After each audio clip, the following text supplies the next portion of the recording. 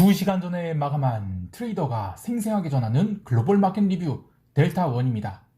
우리 시장은 또 하락했지만 미국 시장은 제법 반등을 했죠. 하지만 미국이 반등이 건전한 반등이 아니라는 것 이야기하고 싶고요. 우리 시장은 개인들이 용기 있는 시장 방어가 눈에 띄는데 과연 승자가 누가 될 것인지 시장이 맥을 짚어보도록 하겠습니다. 먼저 아시아 세션 갑니다. 우리 시장은 갭 다운이 나온 다음 정석적인 반등이 나왔는데요. 외국인이 선물을 빠르게 끌어당기면서 412선까지 당겼는데 그 뒤로 시장은 좀처럼 상승하지 못하고 줄줄 흘러내렸습니다. 오늘 시장이 하락을 이끈 주범은 외국인 선물 매도가 아닌 기관이 현물 매도, 그리고 마지막에 위클리 옵션 결제를 앞두고 기관들이 선물을 강하게 매도하면서 언더슈팅이 난 것인데요. 하나하나 보죠. 우선 외국인들은 오늘도 현물을 꾸준히 매도했습니다. 그러나 그보다 기관들이 현물 매도가 눈에 띄었는데요. 오전 10시 15분까지 기관들은 현 선물을 동반 매도했죠. 물론 선물 매도는 외국인이 선물 매수에 따른 차익성 거래였다고 보지만 기관들이 현 선물을 오전에 동반 매도한 경우는 아주 드문 편인데 오늘은 그렇게 개인들만이 주식을 매수하고 외국인과 기관 모두 현물을 줄창 팔아댔습니다. 외국인들은 초반에 선물 매수를 당기던 것을 오전 9시 55분 고점을 찍고 빠르게 이익 실현을 하면서 그 뒤로 오후 3시까지 사실상 한 번도 뒤집지 않고 계속 매도를 내놨죠. 장중 고점 대비로 계산하면 거의 8천억을 때린 것이니 시장이 좀처럼 반등을 하지 못했습니다. 하지만 미결제 약정이 본격적으로 증가하지 않는 것을 보면 여기가 바닥이라고 생각되지는 않는데요. 사실 오후 1시 이후로 407선에서 더 이상 밀리지 않아서 오후 2시 30분 이후로는 매도자들이 오늘은 그만 좀 치워야 되겠다라고 생각을 한 것인지 선물 매수가 제법 강하게 들어왔습니다. 그러면서 408선을 일시적으로 넘기기도 했는데요. 그때 시장을 당기려 했던 쪽은 외국인이었고 또 선물 매도를 청산하려는 그런 매수를 했지만 반등에 실패했죠. 그래서 다시 407선으로 내려앉았고요. 그리고 오후 3시 3분부터는 이 당일 롱 잡은 쪽들이 손절매, 그리고 기관들이 위클리 옵션 결제, 또 현물 매도, 이런 온갖 조건들이 뒤엉키면서 시장이 급락을 하게 됩니다. 이 오후 3시부터 3시 26분까지 한 2.4포인트가 내렸는데 이게 특별히 충격으로 다가온 것은 장중에 계속 407선은 충분히 지지하려는 듯 했는데 이 현물 매도가 워낙 세게 나오는 거예요. 그리고 기관들이 아까 얘기한 위클리 옵션 해지 목적이 선물 매도, 그런 것들이 나오면서 시장이 407선에서 404.85까지인가요? 하여튼 404.65까지 이렇게 언더슈팅이 나오게 됩니다. 그래서 이 자리는 한 2.4포인트 정도 내린 건데 이것은 언더슈팅이라고 보고 있어요. 그래서 이때 외국인이 마지막 급락에 아주 감사합니다 하고 장중에 선물 매도 한 8천억 정도 때린 것을 싹 이익 실현하면서 아주 좋은 성과를 내죠. 자, 그런데 오늘 파생 시장에서 눈에 띄는 것은 개인이 풋옵션 매도 베팅입니다. 물론 방금 마감한 해외 시장이 오늘 아주 간만에 올라서 마감을 했기 때문에, 간만에 올랐다? 아니, 그건 아니고 어쨌든 올라서 마감을 했기 때문에 내일 풋옵션 가격은 좀 빠져서 출발을 하긴 할 거예요. 근데 물론 야간 선물은 얼마 오르지 못했습니다. 장 초반에는 야간 선물이 마이너스 2.7포인트? 엄청나게 내리기도 했었고요. 어쨌든 간에 내일 어쨌든 풋옵션 가격을 이익이 나서 개인들이 이것을 어떻게 이익 실현할지를 모르겠어요. 근데 어쨌든 이번 물에는 외국인들이 양옵션 매수를 엄청나게 쌓았었죠. 오늘도 풋옵션을 장 초반부터 계속 매수를 했고 또 막판에는 더 샀습니다. 그런데 그에 정확히 반대로 개인들은 오늘 시장이 드디어 바닥을 친 것 같다라는 생각을 한 것인지 대량으로 풋옵션 매도를 하면서 그동안 끌고 오던 양매도의 아래쪽을 단단히 막은 듯한데요. 사실 개인들이 보통 델타를 나름 맞춰가면서, 그러니까 시장이 하락할 때는 콜옵션 매도를 더 늘리면서 풋매도도 하는 그런 식으로 델타를 쫓아가는 그런 양매도를 했는데 오늘은 더 밀릴 때마다 풋옵션을 외가를 대량으로 매도를 했어요. 물론 개인들은 단순히 양매도를 한 게 아니라 풋옵션이 외 가격은 대량 매도를 하고 등내 가격은 매수를 하면서 일종의 숏간말을 한 것이라고 봐야 돼요. 자, 그런데 항상 무서운 게 수량이죠. 저는 이 변동성이 살아나는 장에서는 못 먹어도 좋으니까 숏간말을 조심하자라는 이야기를 자주 하는데요. 롤링다운도 한두 번이지 마지막에는 치명상을 입을 수밖에 없기 때문입니다. 자, 여기서 잠깐 개인이 왜 시장을 바닥으로 베팅했는지에 대해서 몇몇 분들이 풋콜 레이쇼를 이야기하면서 시장이 바닥일 수 있다라는 이야기를 하시는데요. 제가 오늘 이 풋콜 레이쇼에 대한 환상을 좀 깨드리겠습니다. 양이 좀 많을 수 있겠지만 어쨌든 좀 들어보시기 바랍니다. 풋콜 레이쇼의 사전적 의미는 풋 거래대금을 콜 거래대금으로 나누어서 그 비율을 구하는 거죠. 거래대금 대신 거래량을 쓰거나 또는 둘 다 복합적으로 쓰기도 하는데요. 풋 거래대금이 많으면 풋 쪽에서 활발한 거래가 일어나는 것이고, 그 이야기는 풋옵션에 대한 이익 실현이 많이 일어나거나 아니면 신규 매도가 많이 나와서 거기가 지금 바닥이 된다, 그런 근거입니다. 반대로 콜 쪽에서 그러한 일이 일어난다면 시장이 꼭지라고 본다는 건데, 결론만 이야기하자면 저는 풋콜 레이쇼 안 봅니다. 여러분, 이 근월물 옵션 판때기 한번 열어보시겠어요? 그러면 등가격 기준으로 콜 옵션이 외가격 개수와 풋 옵션의 외가격 개수를 한번 세보시기 바랍니다. 올해 내내 시장이 위쪽에서 움직였다가 최근에 빠르게 내려와서 일반적인 월물에서는 콜 옵션 외가격이 상장 개수가 풋 옵션 외가격이 상장 개수보다 많아야 됩니다. 근데 이번 물은 9월물, 그러니까 쿼드러플 위치 월물이죠. 그러다 보니까 이번 옵션은 오래전부터 상장되어 있었어요. 그래서 콜 옵션 외가격보다 풋 옵션 외가격이 개수가 훨씬 많습니다. 이렇게 되면 외가격이 풋 쪽이 더 풍부하기 때문에 옵션 스마일이 강하게 나올 수 있어요. 그러면 늘 거래량과 풋 거래 대금이 많을 수밖에 없습니다. 시장이 바닥을 찍어서 그런 게 아니에요. 오히려 시장이 롤링다운을 진행하고 있으면 풋 거래량이 계속 급증할 텐데, 그것은 기존에 생각했던 바닥 자리를 아래로 더 내린다는 것이기 때문에 이것 또한 풋콜 레이쇼를 왜곡시키죠. 그렇다면 풋콜 레이쇼를 어떻게 활용하는 게 좋을까요? 우선 자료를 새로 가공해서 쓰는 게 좋습니다.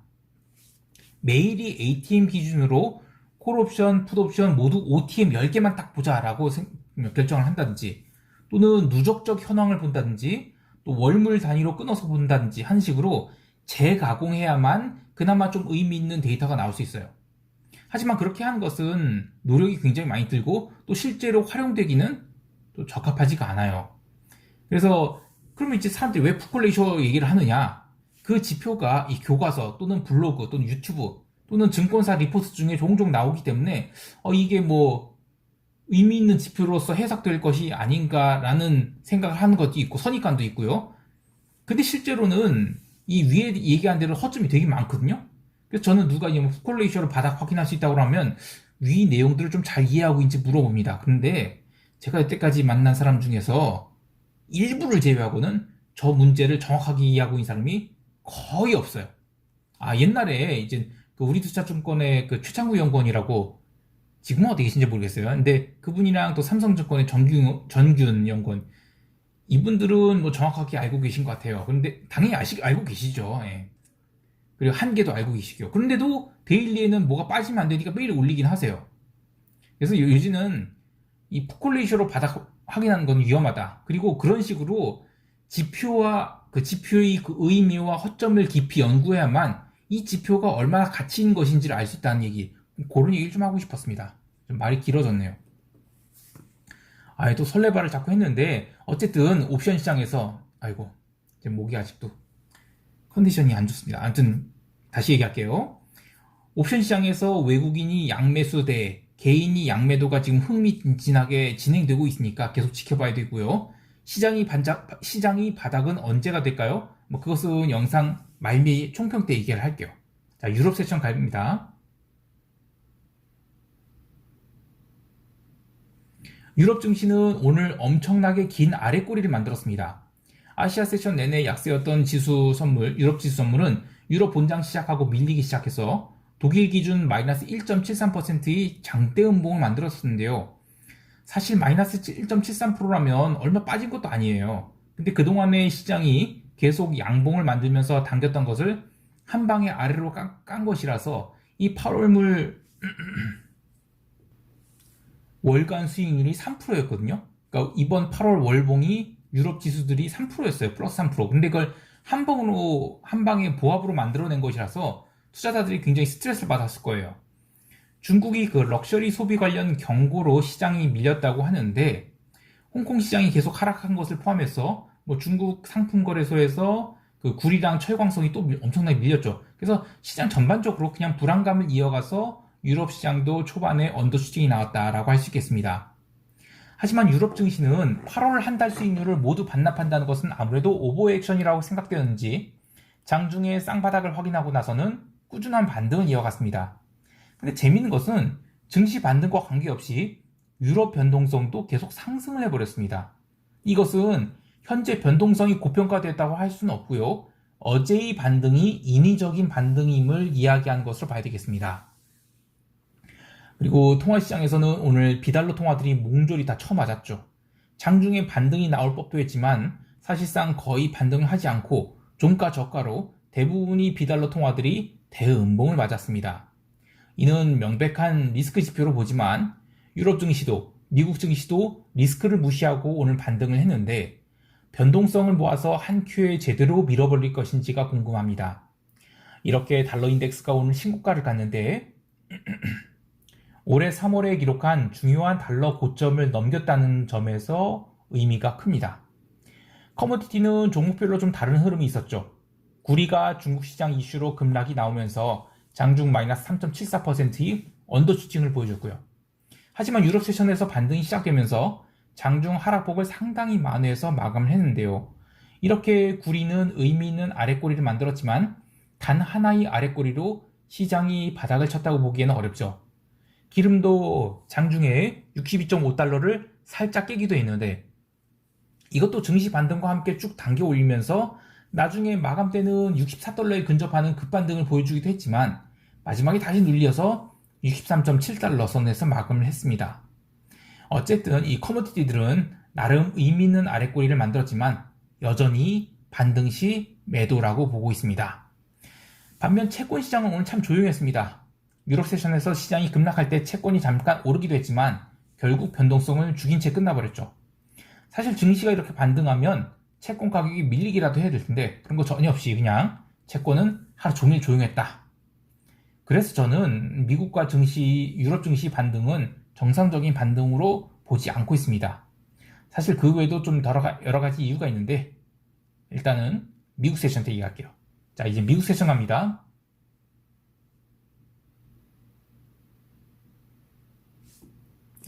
그 미국 시장 본장 전에 발표된 신규 실업수당 건수는 34만 8천 건으로 컨센서스보다 잘 나왔습니다. 하지만 시장에는 영향을 주지 못했어요. 미국 지수 선물은 기본적으로 유럽 세션이 과하게 눌리면서 장 시작 전에 언더슈팅을 주었으나 본장 시작되면서 강력한 선물 매수세가 들어왔고요. 그러면서 장중 저점 대비 1%가 넘는 스트레이트 상승을 보여주기도 했습니다. 하지만 그렇게 매수가 들어왔을 때 이 변동성이 죽었다가 매수가 끊기게 되면 변동성이 다시 살아나는 등 아주 어려운 흐름을 보여줬죠. 특히 변동성이 레벨업이 된 상황에서 죽었다 살아나기를 반복해서 지수가 양봉을 기록하였음에도 불구하고 변동성 선물은 3%나 올라서 끝났어요. 그리고 9월물 변동성 대비 그 변동성 선물은 지난 8월물 변동성 선물과 달리 고평가가 나타나지 않고 있습니다. 지난 8월물 변동성 선물은 실질 변동성 대비 과도한 고평가였기 때문에 억지로 옵션을 죽여서 끝냈다고 한다면 이번 9월물은 아직 잔존일도 많고요. 그리고 옵션을 적극적으로 살리고 있죠.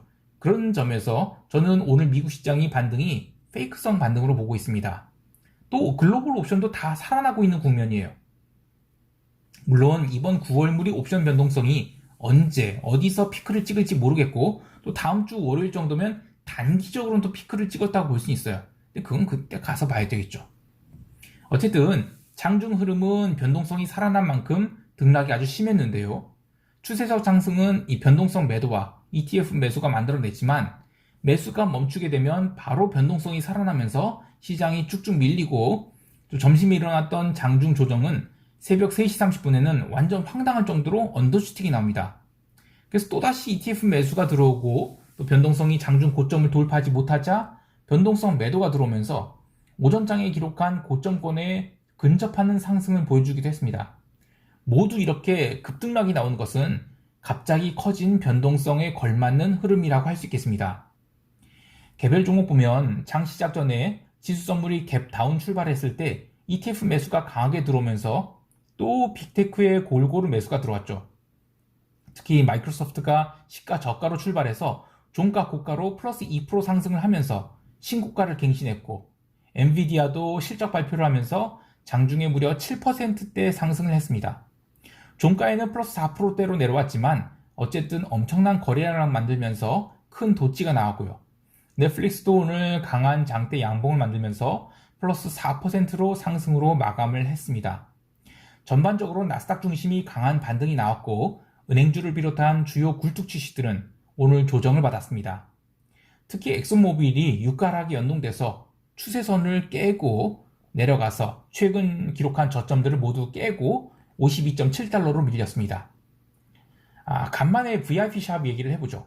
저는 오래전에 손절매를 했는데 그 뒤로 좀처럼 반등을 하지 못하고 계속 밀리면서 오늘은 언더슈팅이 나온 것 같아요. 오늘 마이너스 7.43% 하락을 했는데, 사실 VIP샵은 오늘이 악재로 사실 나올 만한 악재는 다 나온 것 같거든요. 그래도 저는 중국 주식을 쳐다보지 않겠습니다. 그리고 로빈후드 오늘 마이너스 10.84% 하락을 했고요. 주식 중개 실적 부진으로 밀렸다고 하는데, 얘가 그동안 강세였던 이유는 캐서린 우주 여사님이 주장에 의하면 빅데이터 회사로 밸류에이션 바꾸고 있는데, 주식 중개 실적 부진으로 밀렸다고 10%가 처맞는다? 그러면 얘는 애당초 금융회사도 아니고 테크 회사도 포지셔닝 한 것 자체가 이거는 거품이었다고 봐야 되는 거예요. 또는 그만큼 투자자들이 심리가 지금 나빠지고 있는 게 아닐까도 생각을 해봅니다. 자, 여기까지 하고 시장 총평하면서 대응 전략 이야기할게요.